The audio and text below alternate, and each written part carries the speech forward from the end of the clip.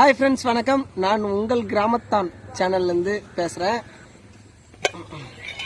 இன்றைக்கி உங்களுக்கு புதுசாக ஒரு வித்தை கற்றுட்டு வந்துருக்குறேன். இங்கே பாருங்கள்.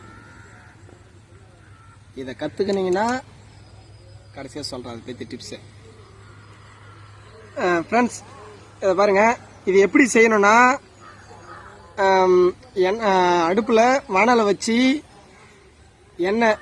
எண்ணெயை ஊற்றி காய வச்சுருங்க. முக்கியமாக இந்த பெட்ரோல், டீசல் இதெல்லாம் நான் சொல்ல. நான் குழம்புக்கு தாளிக்கிற எண்ணெயை நான் சொன்னேன். எண்ணெயை ஊற்றி நல்லா காய வச்சுட்டு, இந்த எங்கள் ஏரியாவில் வந்து மலாட்டான்னு சொல்லுவோம், உங்கள் ஏரியாவில் வந்து வேர்க்கடலைன்னு சொல்லலாம், இல்லை மணிலான்னு சொல்லுவாங்க. இந்த மாதிரி ஒரு சில இடத்துல வெவ்வேறு மாதிரி சொல்லுவாங்க. இது வந்து எங்கள் ஏரியாவில் மலாட்டான்னு சொல்லுவோம். இந்த மலாட்டியை அந்த எண்ணெயில் போட்டு அப்படியே அழகாக வறுத்து, தீச்சிடக்கூடாது, அழகாக வறுத்து எடுத்து தனியாக ஒரு ஏனத்தில் ஆற வச்சிருங்க. ஆற வச்சுட்டு திரும்ப இந்த பூண்டு இருக்கு பாருங்க, அதை போட்டு நங்கு நங்கு நங்கு இடிங்க. இடிச்சுட்டு அப்படியே என்ன பண்ணணும், அந்த எண்ணெயிலேயே அப்படி போட்டு அப்படியே லைட்டாக வறுத்து தனியாக எடுத்து வச்சிருங்க. அதுக்கு அடுத்தது என்ன பண்ணணும், கருவேப்பிலை இருக்கு பாருங்க, கருவேப்பிலையும் தனியாக அந்த எண்ணெயில் போட்டு லைட்டாக தீச்சிடக்கூடாது, வறுத்து தனியாக வச்சிருங்க. வச்சுட்டு அதுக்கு அடுத்ததான் விஷயம் இருக்குது.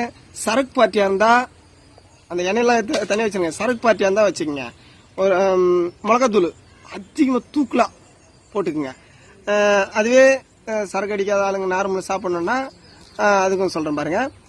ஒரு ஏனத்தில் இந்த மலாட்டையும் அந்த பொரிச்சு தனியாக வச்சல பூண்டு அதெல்லாம் ஒன்றா சேர்த்து எல்லாத்தையும் ஒன்றா கலந்துக்குங்க. உப்பு கொஞ்சம் சரியான அளவில் உப்பு போட்டுக்குங்க.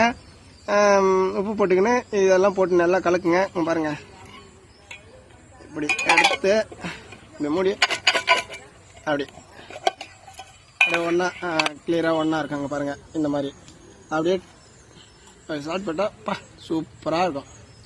புதுசாக நான் ஒரு கடைசி சொல்கிறேன்னு சொன்னல, புதுசாக கல்யாணம் ஆனவங்க உங்கள் ஒய்ஃபுக்கு இந்த மாதிரி செஞ்சு கொடுத்தா உங்கள் ஒய்ஃப் வந்து ரொம்ப சந்தோஷப்படுவாங்க.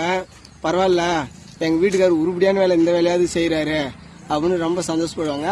இங்கே பாருங்கள், பழைய கல்யாணம் ஆனவங்களா இருந்தாலும் இந்த மாதிரி பொண்டாட்டி செஞ்சு கொடுங்க, ரொம்ப சந்தோஷப்படுவாங்க. ஏன்னா அவங்க செய்ய போறதில்ல, நம்ம தலையில தான் வெடியும். இருந்தாலும் சொல்றேன், பாத்துங்க. பிடிச்சிருந்தா லைக் பண்ணுங்க, ஷேர் பண்ணுங்க, எல்லாருக்கும் கொஞ்சம் ஃபார்வர்ட் பண்ணுங்க. சப்ஸ்கிரைப் கொஞ்சம் பண்ணி விட்டீங்கன்னா இதில் போட்டுருங்க, சப்ஸ்கிரைப் பண்ணி எடுத்துக்கணும். தேங்க்ஸுங்க. ஆல் எக்ஸ்ட்ரா ஆயிடுச்சு.